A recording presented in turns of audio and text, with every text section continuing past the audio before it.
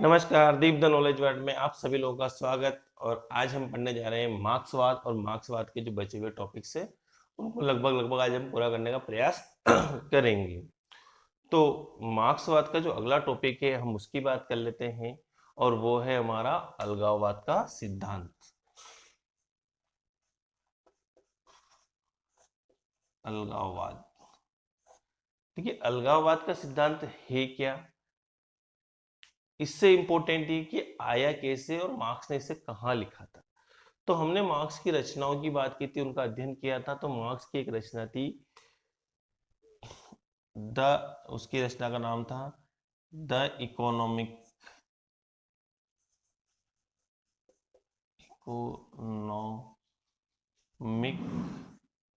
And philosophical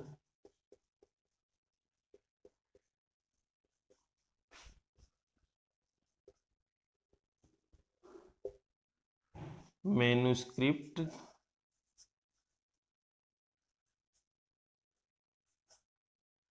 scripts of 1844।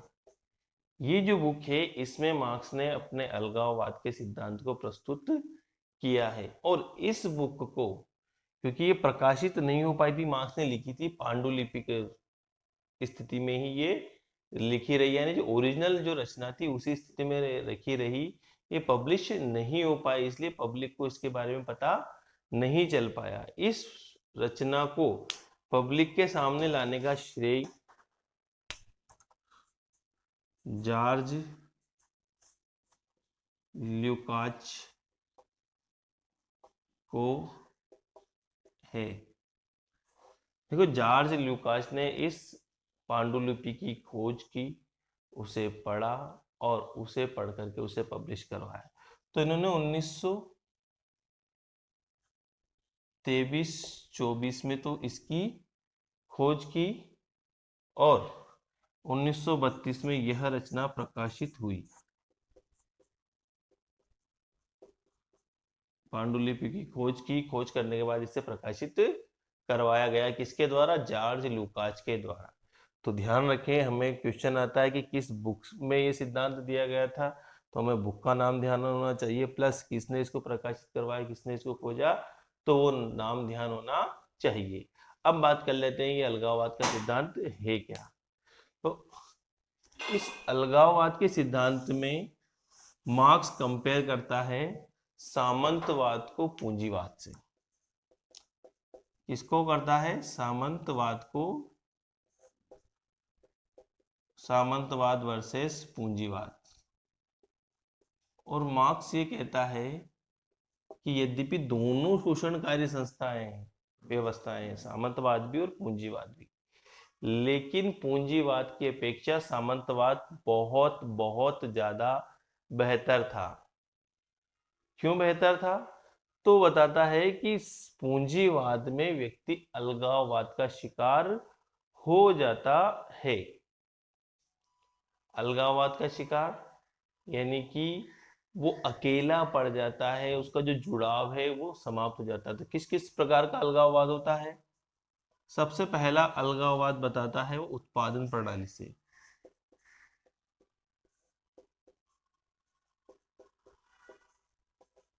क्या होता है कि जो सामंतवादी व्यवस्था है उसमें उत्पादन जो होता था वो फैक्ट्री के स्तर पे नहीं होता था।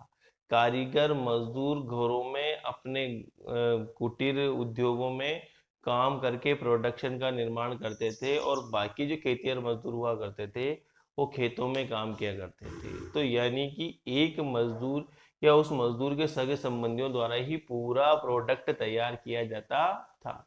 इस वजह से उनके मन में उस प्रोडक्ट के प्रति अपनेपन की भावना होती थी, उनसे जुड़ाव होता था। कई जगह की जो मशहूर चीजें उसके साथ हम आज भी नाम सुनते हैं कि ये वहाँ की मशहूर चीज है, ये उसके यहाँ की मशहूर चीज है, उसके यहाँ की मशहूर चीज है।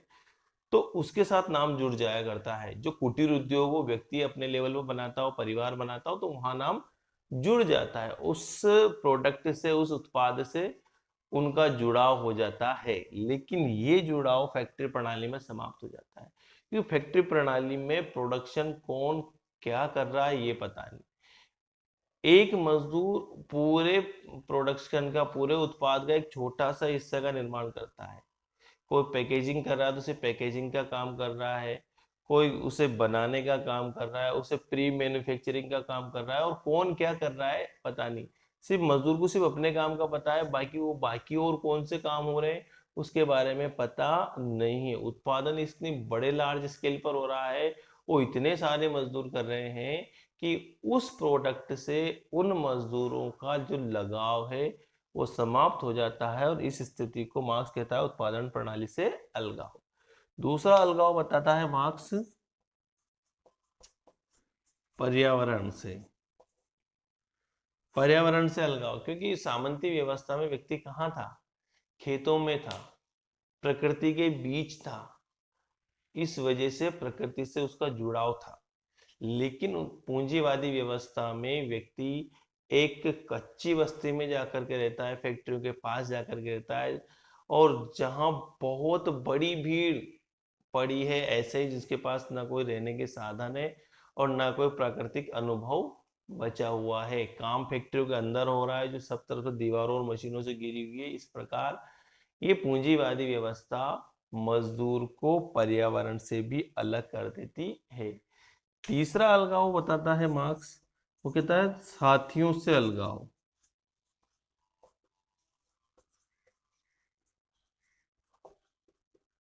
क्या होता है? इस प्रणाली में व्यक्ति काम करने के लिए अपने घर को छोड़ता है, और छोड़ करके कहाँ पहुंच जाता है? वो फैक्ट्री पर। और फैक्ट्री पर जाने के बाद की वजह से उसे अपना घर, अपना परिवार, अपने आसपास के जो दोस्त है, उन सबको छोड़कर जाना पड़ता है। तो पहला ये अलगाव यहाँ से शुरू हो जाता है। इसके बाद भी, वहां जाने के बाद भी उसको सिचुएशन ऐसी मिलती है कि ना तो अपने साथी बना पाता है, ना उन्हें समय दे पाता है, क्योंकि कार्य के घंटे ही इतने ज्यादा होते हैं, कार्य का जो समय होता है वही इतना ज्यादा होता है। 14 से 16 घंटे की शिफ्टें करवाई जाती है, तो उसके बाद एक मजदूर के पास इतनी एनर्जी नहीं बचती है कि वो अपने साथी बना सके, उनको समय दे सके। और लास्ट में आता है स्वयं से अलगाव।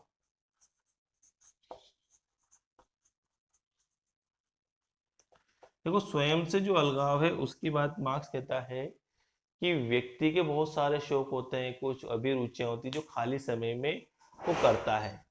अब सामंतवादी व्यवस्था में शोषण होते हुए व्यक्ति को अपने लिए खाली समय मिलता था, जिसमें अपने शौक, अपने मनोरंजन के जो कार्य है वो किया करता था। लेकिन इस पूंजीवादी व्यवस्था में मजदूर का इतना शोषण किया जाता है, उससे इतना काम करवाया जाता है कि उससे खुद की सुध नहीं रहती है, खुद के बारे में सोचने की सुध नहीं रहती है। उसके बड़ा टारगेट ये होता है 2 टाइम का भोजन किसी प्रकार मिल जाए, अपने शौक और मनोरंजन को वो भूल जाता है। इस प्रकार उसका स्वयं से भी अलगाव हो जाता है। बात करते हैं मार्क्सवाद का अगला कॉन्सेप्ट, वो है पूंजीवाद का भविष्य। मार्क्स के अनुसार पूंजीवाद का भविष्य क्या होगा, पूंजीवाद का विश्लेषण क्या है? तो मार्क्स बताता है कि पूंजीपति क्या करता है? अधिक से अधिक लाभ कमाने के लिए उत्पादन बढ़ाता है।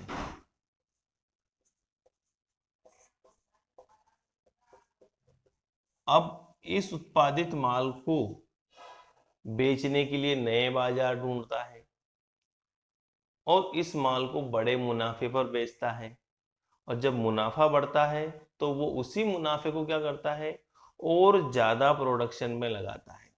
इस प्रकार प्रोडक्शन तो बहुत ज्यादा बढ़ जाएगा, उत्पादन तो बहुत ज्यादा हो जाएगा। दूसरी ओर मजदूरों और किसानों का शोषण इतना ज्यादा हो जाएगा इस व्यवस्था में, क्योंकि मजदूरों के पास जो बड़ी संख्या में समाज का एक बड़ा हिस्सा है, उनके पास क्रय शक्ति नहीं रहेगी। उनके को मजदूरी इतनी कम दी जाती है कि वो पूंजीपतियों के इन उत्पादों को खरीदने की स्थिति में ही नहीं रहेंगे। इस वजह से एक क्राइसिस पैदा होगा, एक संकट पैदा होगा अति उत्पादन का, कि उत्पादन तो बहुत सारा स्टॉक कर लिया गया है, लेकिन आगे चल करके उसको खरीदने वाला कोई नहीं रहेगा। और इस संकट के चलते मार्क्स के अनुसार पूंजीवाद का अंत हो जाएगा, ये आगे नहीं चल पाएगा। अब बात करते हैं मार्क्स के अगले कॉन्सेप्ट की, वो है लोकतंत्र,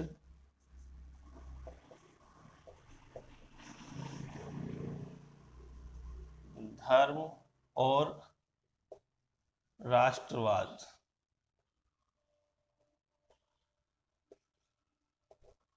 मार्क्स इन तीनों कॉन्सेप्ट का विरोधी, इन तीनों का विरोध करता है और ये कहता है ये जो तीनों कॉन्सेप्ट हैं ये शोषक वर्ग के बनाए हुए हैं, शोषण करने के लिए बनाए गए हैं, इसलिए इनका अंत हो जाना चाहिए। मार्क्स धर्म को किसकी संज्ञा देता है? मार्क्स धर्म को अफीम की संज्ञा देता है। किस प्रकार? जैसे अफीम मनुष्य के दिमाग को कंट्रोल कर लेती है, उसकी सोचने समझने की क्षमता को नष्ट कर देती है, इसी प्रकार मार्क्स कहता है कि धर्म व्यक्ति के मस्तिष्क को कंट्रोल कर लेता है। उसके साथ जो भी गलत हो रहा है, जो भी बुराइयां हो रही है, धर्म उसे किसी और दिशा में मोड़ देता है। उसे कहता है ये तुम्हारे पूर्व जन्मों के कर्मों का परिणाम है। इस वजह से जो किसान है, जो मजदूर है, उसके साथ जो भी शोषण हो रहा है उसे वो चुपचाप सहन करता जा रहा है, वो उसका विरोध नहीं करता है। इसी वजह से मार्क्स कहता है धर्म, लोकतंत्र और राष्ट्रवाद ये जो विचारधारा है इसका निर्माण शोषक वर्ग ने किया है, पूंजीपतियों ने किया है, सामंतों ने किया है, तो ये कोई अच्छी चीजें नहीं है। धर्म को अफीम की संज्ञा देता है। इसी प्रकार राष्ट्रवाद की जब बात आती है तो मार्क्स का जब हमने राजनीतिक विचार पढ़ते, राज्य संबंधी विचार पढ़ा था, तब भी मार्क्स ने कहा था कि मार्क्सवाद का लक्ष्य है राज्य विहीन समाज। क्यों? क्योंकि राज्य क्या है? राज्य एक वर्गीय संस्था है, एक वर्ग विशेष के हितों की रक्षा करने वाली संस्था है। वर्ग कौन सा? पूंजीपति या सामंत, जो शोषक वर्ग है। तो शोषक वर्ग संख्या में बहुत कम है, वो बहुसंख्यक समुदाय से अपनी रक्षा करने में असमर्थ होता है। इस वजह से उसे डर रहता है कि ये जो बहुसंख्यक समुदाय है, मजदूर है, किसान है, कि उनके खिलाफ क्रांति नहीं कर दे। इस वजह से राज्य नामक संस्था का निर्माण करता है।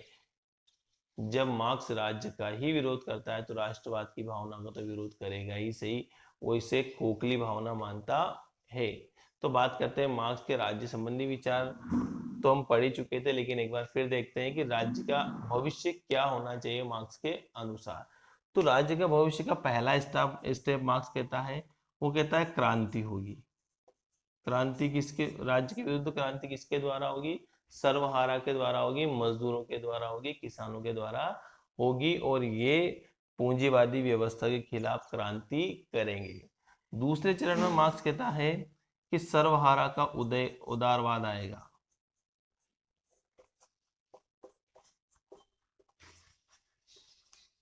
सर्वहारा का उदारवाद आएगा, सॉरी, सर्वहारा का अधिनायकवाद आएगा।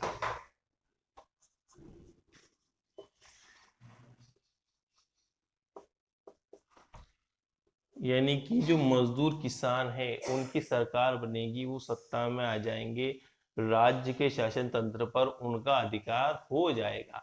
इस अवस्था में जो पूंजीवाद के अवशेष है उनको मिटाया जाएगा, पूंजीपतियों को समाप्त किया जाएगा, निजी संपत्ति की व्यवस्था का अंत कर दिया जाएगा। और ये जब हो जाएगा तो अगला जो मार्क्स का प्रमुख लक्ष्य है वो है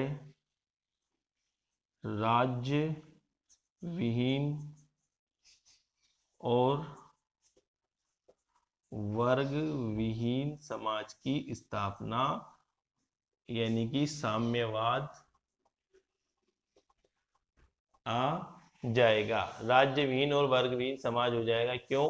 क्योंकि निजी संपत्ति का अंत हो जाएगा। निजी संपत्ति का अंत होने की वजह से जो समाज में ऊंच नीच, अमीरी गरीबी के आधार पर दो वर्ग थे, वो समाप्त हो जाएंगे, सब एक समान हो जाएंगे, एक जैसे हो जाएंगे। जब सब एक जैसे हो जाएंगे तो ना कोई शोषक वर्ग रहेगा, ना किसी का शोषण किया जाएगा। जब ना शोषण किया जाएगा, ना शोषक वर्ग रहेगा, तो किसी को किसी से रक्षा की आवश्यकता नहीं रहेगी। ऐसी स्थिति में राज्य नामक संस्था का अंत हो जाएगा। दूसरी बात, वर्ग विहीन समाज तो हो गई सही, क्योंकि निजी संपत्ति की जो व्यवस्था है उसका अंत कर दिया जाएगा तो वर्गविहीन समाज भी बन जाएगा, सब एक जैसे हो जाएंगे। इस अवस्था को मार्क्स नाम देता है साम्यवाद की अवस्था। और लास्ट में मार्क्स कहता है जो साम्यवादी समाज होगा वो कैसा होगा, वो आधुनिक तकनीक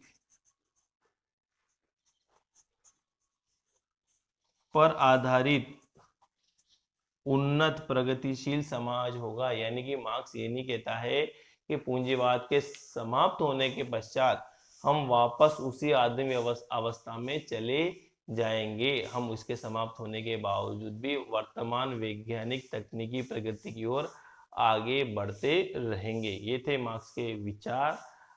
आज के वीडियो में इतना ही। अब आप देखेंगे टेक्स्ट क्वेश्चंस। धन्यवाद।